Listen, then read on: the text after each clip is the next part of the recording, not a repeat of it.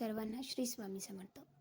तर आज मकर संक्रांती होती. त्यासाठी सकाळी सकाळी छान अशी देवपूजा झाली. नंतर केंद्रात वगैरे सुद्धा गेलो आणि महाराजांना तिळगुळसुद्धा देऊन आलेलो होतो.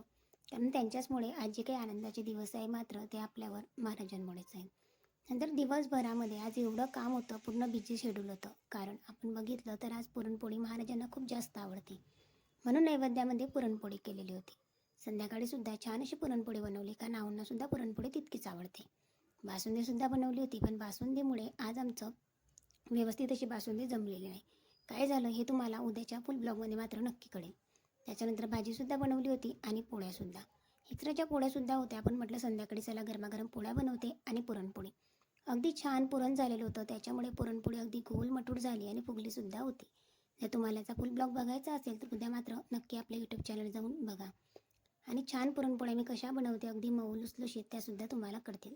घरचं जे काही तूप असतं बनवलेलं ते छान असं दोघी साईडने लावून घेतलं आणि खरपूस अशी पुरणपोळी भाजून घेतली. घरच्या तुपाच्या पुरणपोळ्या मात्र खाण्यासाठी आनंद. आणि सणवार असला का ह्या गोष्टी असल्याच पाहिजे. आणि पुरणपोळी तर मलासुद्धा आता तितकीच आवडायला लागली. छान अशी टम्म पुरणपोळी फुगलेली होती. नंतर संध्याकाळी दोघांनी आम्ही असं छान गरमागरम पुरणपोळी आणि भाजी असं जेवण केलं. तर अशा प्रकारे आम्ही आमचा संक्रांतीचा दिवस असा साजरा केला.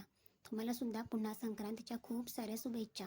तुमच्या जीवनातसुद्धा पुरणपोळीसारखा गोडवा आणि तीळ आणि गुळासारखा गोडवा हा आयुष्यभर आनंदी असाच राहो. सर्वांना श्री स्वामी समर्थ. बाय.